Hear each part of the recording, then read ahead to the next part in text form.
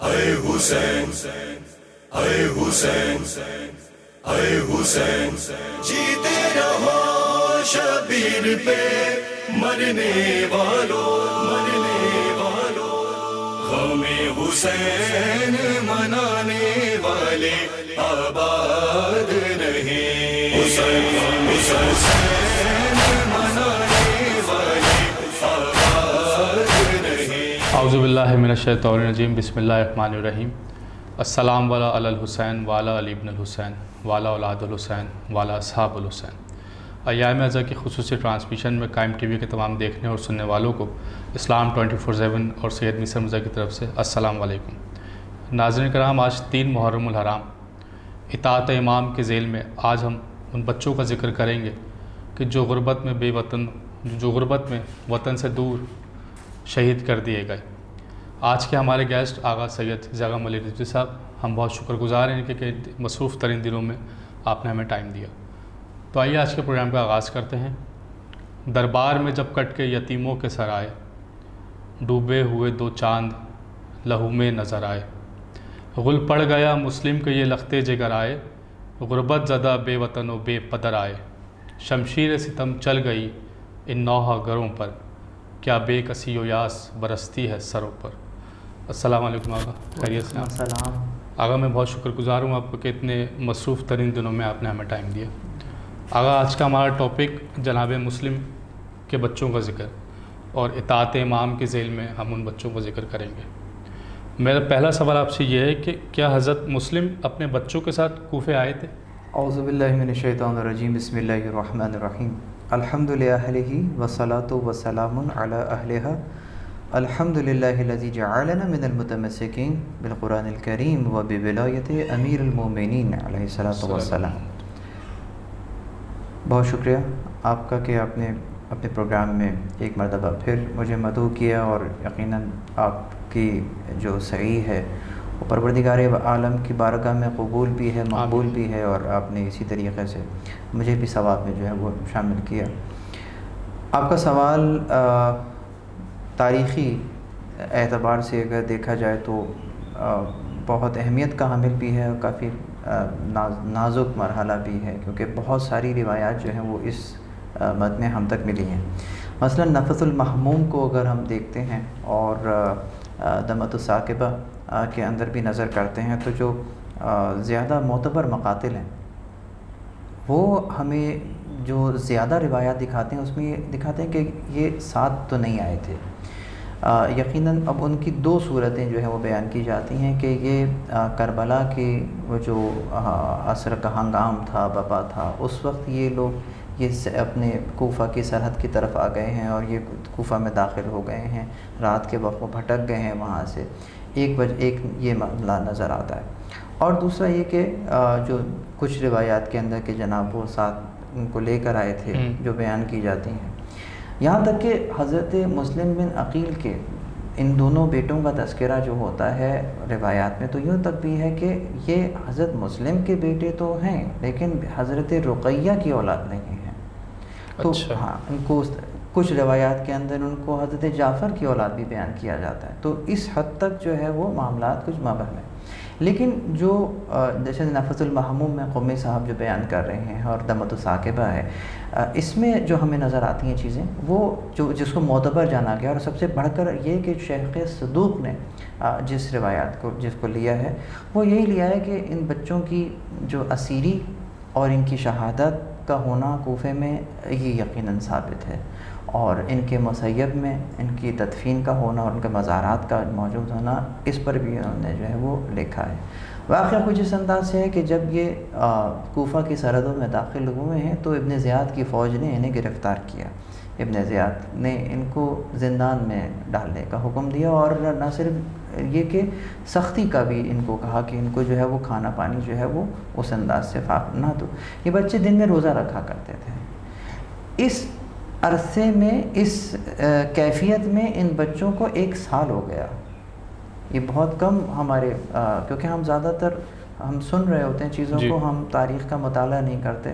بہت سارے ناظرین کو یہ شاید پہلی بار معلوم ہوا ہوگا کہ کوفے میں یہ بچے 1 سال تک جو ہے قید رہے، یہاں تک کہ جب سختیاں حد سے زیادہ ہو گئیں تو ایک رات جب یہ جو داروغہ ہوتا ہے، جو جیلر ہے، وہ آیا تو انہوں نے بچوں نے اس سے بات کی کہ رسول اللہ کہ تم حضرت محمد کو جانتے ہو؟ کہا رہے میرے نبی ہیں وہ کہتے ہیں اچھا تم جعفر کو جانتے ہو؟ کہاں اللہ نے ان کو پر دیے ہوئے ہیں جنت کے اندر، یہ مکالمہ ہو رہا ہے۔ کہا تو پھر تم مولا علی کو بھی جانتے ہو؟ کہاں میں ان کو جانوں؟ تو پھر آپ نے تعارف کرایا کہ ہم آل رسول ہیں، ہم ان کی اولاد ہیں۔ تو یہ پیروں میں گر گیا، معافی مانگنے لگا، کہا مجھ سے خطا ہوئی ہے، اور کہا دروازے کھلے ہیں، آپ جہاں جانا چاہتے ہیں چلے جائیں۔ اب یہ بچے جو ہیں وہ کوفہ سے اس کے ابن زیاد کی قید سے راتوں رات جو ہے یہاں سے نکلتے ہیں، اور ایک ضعیفہ ہے اس کے گھر میں جا کے پناہ لیتے ہیں۔ جب یہاں پر انہوں نے پناہ لی، واقعہ بہت طویل ہے، میں مختصر کروں کہ کس طریقے سے یہ جو ہے ابن زیاد کی قید میں پھر دوبارہ سے اس انداز سے آ جاتے ہیں۔ تو وہ جب ان کو پتہ لگتا ہے ابن زیاد کو کہ یہ زندان سے جا چکے ہیں، تو یہ اپنے سپاہیوں کو حکم دیتا ہے کہ تلاش کرو، انعام رکھ دیتا ہے ان کے سروں کی کہ جناب جو ان کو لے کر آئے گا اس کو اتنا انعام ملے گا، ٹھیک ہے۔ تو یہاں پر پھر بھی یہ حارث جو شخص ہے، اور یہ اپنے ہی گھر کے اندر جب جاتا ہے اور ان کو شک ہوتا ہے کہ میرے گھر میں کوئی موجود ہے، جب ان بچوں سے ملتا ہے تو یہ اپنا یہ باتیں ہم عموماً مصائب میں پڑھ رہے ہوتے ہیں، لیکن تو کس طریقے سے یہ ان کے اوپر تشدد کرتا ہے، اور اس کے بعد پھر انہیں جو ہے وہ قتل کے ارادے سے فرات کے کنارے لے کے جا رہا ہے، اور پھر ان کو انشاءاللہ وقت ہوا تو ان کی شہادت کے بیان میں بیان کروں گا۔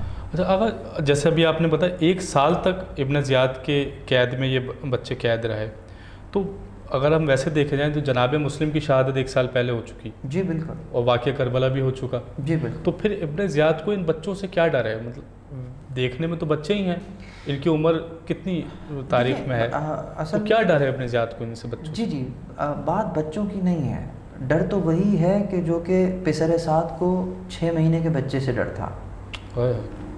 تو یہ حسین علیہ الصلوۃ والسلام کی جو فوج ہے، یہ ایک دنیا کی منفرد ترین فوج ہے کہ اگر ایک قطار میں کھڑی کی جائے تو اس کے ایک سرے پہ اگر عمر کے حساب سے اگر ایک قطار بنائی جائے تو اس فوج کا ایک سرا پہ 100 سال کے قریب بوڑھا بھی نظر آئے گا، اور دوسرے سرے پہ 6 ماہ کا بچہ بھی نظر آئے گا۔ تو یہ تو ایک بہت ہی بنیادی ضرورت ہے جس سے، لیکن اصلاً اگر دیکھا جائے وہ محرومیت کیا ہے، کس شے کے امام علیہ الصلوۃ والسلام کو کس شے سے محروم کیا ہے؟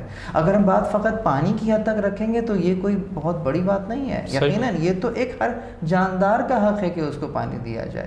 امام کا یہ حق غصب نہیں ہوا ہے، امام کا حق کچھ اور ہے جو غصب ہوا ہے۔ وہ حق کیا غصب ہوا ہے؟ زیارت اربعین کے اندر اگر ہمیں نظر آتا ہے کہ لعن اللہ امة دفعتکم عن مقامکم وَأَذَلَتْكُمْ عَنْ مَرَاتِبِكُمْ الَّتِي رَتَبَكُمُ اللَّهُ فِيهَا، لعن ہو اس امت کے اوپر کہ جس نے آپ کو دفعتکم عن مقامکم، آپ کے مقام سے دور کر دیا، یعنی کہ یہ بہت بڑا ظلم ہوا آپ کے اوپر کہ جو آپ کا مقام تھا وہ اس مقام سے آپ کو دور کر دیا۔ وَدَفَعَتْكُمْ عَنْ مَقَامِكُمْ وَأَذَلَّتْكُمْ عَنْ مَرَاتِبِكُمْ الَّتِي رَتَبَكُمُ اللَّهُ فِيهَا، کہ آپ کو اس مرتبے سے گرا دیا جو اللہ نے آپ کو دیا تھا، نہیں کہ جو خدا نے آپ کو مرتبہ دیا تھا اس سے گرا دیا اور آپ کو آپ کے حق سے دور کر دیا۔ یہ بہت بڑا ظلم ہے۔ ظلم کہتے ہی اسی کو ہیں کہ اگر کسی شے کو اس کے مقام سے ہٹا دیا جائے تو یہ ظلم ہے۔ تو اب اگر یہ ظلم ہے تو آپ کس کو کس کے مقام سے ہٹا رہے ہو کہ جو خدا نے ان کو دیا ہے؟ اس سے بڑا کوئی اور ظلم نہیں ہوگا۔ اسی ظلم کے تسلسل میں پھر سارے ظلم ہیں۔ صحیح۔ جب آپ نے ان کو وہ مقام ہی نہ دیا تو یقیناً جب حجت زمان کو ہی تنہا کر دیا تو اس کے بعد پھر آپ کے لیے کیا باقی رہ جاتا ہے؟ تو اس لیے جو ہے وہ حاکم وقت کو چاہے وہ ایک بچے سے ہی کیوں نہ کوئی ہمدردی کا پہلو نظر آئے، اس نے ان کو جو ہے وہ قید کیا اور لوگوں سے کاٹ کر رکھا کہ لوگوں کے درمیان میں یہ نہ جانے پائیں۔ صحیح۔ ناظرین کرام، ہم اپنی ڈسکشن کو یہیں روکتے ہیں، ایک بریک کا وقت ہوا چاہتا ہے، ہم بریک سے واپس آ کے اپنی ڈسکشن کو یہیں سے کنٹینیو۔ جیتے رہو شبیر پہ مرنے والوں، جیتے رہو شبیر پہ مرنے والوں۔ السلام علیکم ناظرین، بہت خوب آغا آپ نے تفصیل سے بتایا۔ تو آغا پھر ہم یہ کہہ سکتے ہیں کہ حضرت مسلم جب کوفے آئے تو وہ تو پیغام لے کے آئے تھے امام حسین کا، جنگ کرنے تو نہیں آئے تھے، جبکہ ان کو شہید کر دیا گیا، اور حضرت مسلم کے بچوں کو بھی قید کر لیا گیا، تو کیا یہ حاکم وقت کی طرف سے اعلان جنگ نہیں تھا؟ جی ہاں بالکل، حاکم کی طرف سے اعلان جنگ تھا، اور دوسری طرف حاکم کو ان کا پیغام ہی قبول نہیں تھا، اس لیے کہ حضرت مسلم تو بیعت لینے آئے تھے، حضرت مسلم تو سفیر بن کر آئے تھے۔ یقیناً اہل کوفہ کے لیے مسلم کی حیثیت جب وہ بیعت کر رہے تھے تو ان کے ہاتھ کی حیثیت گویا امام حسین علیہ السلام کے ہاتھ کی تھی۔ سفیر کا مطلب یہی ہوتا ہے کہ ان کی نیابت میں میں بیعت لے رہا ہوں۔ تو اب سوال یہ پیدا ہوتا ہے کہ بیعت کس لیے لے رہے تھے؟ انہوں نے بلایا تھا کہ ہم پر کوئی امام نہیں ہے، ٹھیک ہے، تو یقیناً یہ امام کو اس انداز سے بلا رہے تھے کہ آپ آئیں اور ہم پر حکومت کریں اور قانون کو جو ہے خدا کے قانون کو زمین پر نافذ کریں۔ تو مسلم اسی کام کے لیے آئے تھے، تو یقیناً اگر یہ تمام کے تمام لوگ مسلم کا اس انداز سے ساتھ دیتے، حضرت مسلم بن عقیل کا اور امام حسین علیہ السلام کو ان کا جو ظاہری مقام ہے کہ جو کہ خدا نے انہیں دیا یہاں پر اس دنیا کے لیے، اگر حق حکومت بھی ان کو دے دیتے تو یقیناً پھر ابن زیاد اور ان کے اور آس پاس کے لوگوں کی حکومت کہاں جاتی؟ تو یقیناً حاکم کو اپنی حکومت جاتی ہوئی نظر آ رہی تھی، مسلم کا وجود حاکم کو برداشت نہیں تھا۔ تو اب چاہے مسلم امن ہی کا پیغام لے کر آئیں، لیکن اس امن کے پیغام میں باطل کی موت ہے، تو یقیناً وہ اس کو کبھی بھی اس شکست کو قبول نہیں کرے گا، اسی لیے انہوں نے ان کو زندان میں ڈالا اور ان کو جو ہے وہ اذیتیں دینے کے بعد جو ہے وہ شہید کر دیا۔ دوسری طرف ہمیں یہ نظر آتا ہے کہ جو بنو امیہ کی حکومت ہے وہ چل ہی رہی تھی تین اصولوں پر، ایک تھی بیعت شکنی، دوسری تھی اطاعت امیر، اور تیسری التزام جماعت۔ یہ تین اصول ہیں، پیغمبر نے تو پورا پیکج دیا ہے نا۔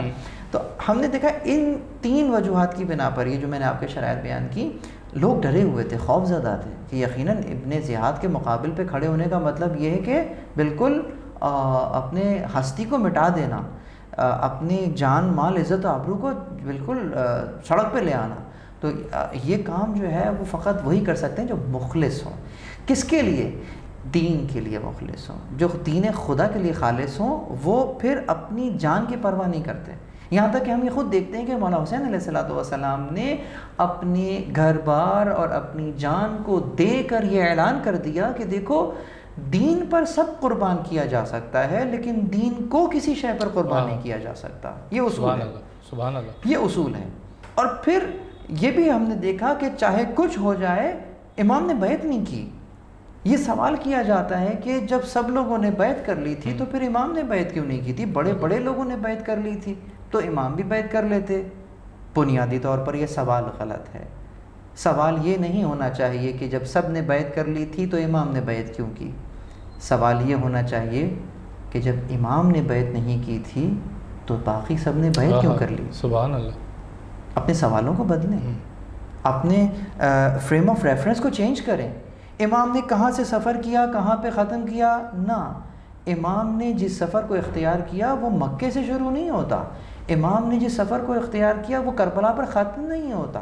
اس کی منزل کیا ہے؟ منزل لقاء اللہ ہے۔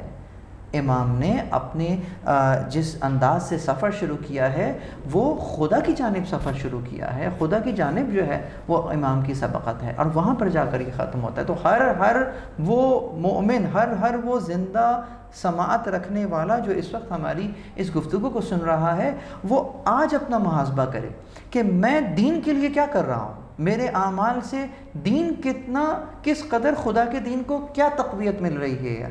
اگر میرے اقدامات سے، میرے افعال سے خدا کے دین کی کوئی خدمت ہوتی ہے تو پھر یقیناً اس کا نتیجہ جو ہے وہ لقاء اللہ ہے، خدا کی خوشنودی ہے، خدا کا قرب ہے، کہ جو کہ شہدائے کربلا کو نصیب ہوا، بالکل، اور جو ان کی راہ پر چل رہے ہیں انشاءاللہ انہیں نصیب ہوگا۔ اگر پروگرام کے سٹارٹ میں ہم جناب، جیسے پروگرام کا جو ٹاپک ہے ہمارا اطاعت امام کے ذیل میں جناب مسلم کے بچوں کی حوالے سے، تو ان کی شہادت کے بارے میں اگر تھوڑا سا، ہمارے پاس وقت بہت کم ہے، تھوڑے سے 2 جملے اگر ان کی شہادت کے حوالے سے آپ۔ اہل بیت علیہ السلام کے فضائل کی کوئی حد نہیں ہے، بالکل اسی طریقے سے جن کے رتبے ہیں سوا ان کو سوا مشکل ہے، ان کے مصائب کی بھی کوئی حد نہیں ہے۔ میں دست بستہ گزارش کروں گا ان لوگوں سے کہ آپ ایک مرتبہ مسیب ضرور جائیں، اس جگہ کو دیکھیں اور پھر ان بچوں کو ذرا ذہن میں لائیں کہ وہ کیسا علاقہ ہے، ابھی بھی آبادی سے کٹا ہوا علاقہ ہے. یہ بچے چھپتے چھپاتے کس طریقے سے وہاں پر پہنچے تھے. جب حارث ملعون کو معلوم ہوا کہ یہ انہی کے گھر میں موجود ہیں، ایک جملہ میں دمۃ الثاقبہ سے پڑھ رہا ہوں، عموماً نہیں پڑھا جاتا، خدا کرے کہ ہم اس کا حق ادا کر سکیں.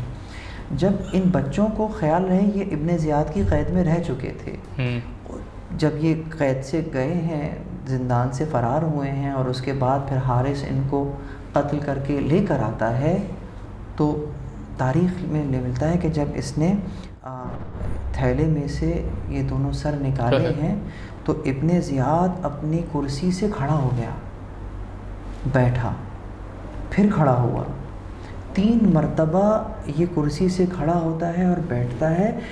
دیکھ نہیں پا رہا ہوں چہروں کو، یہ کن کے سر ہیں؟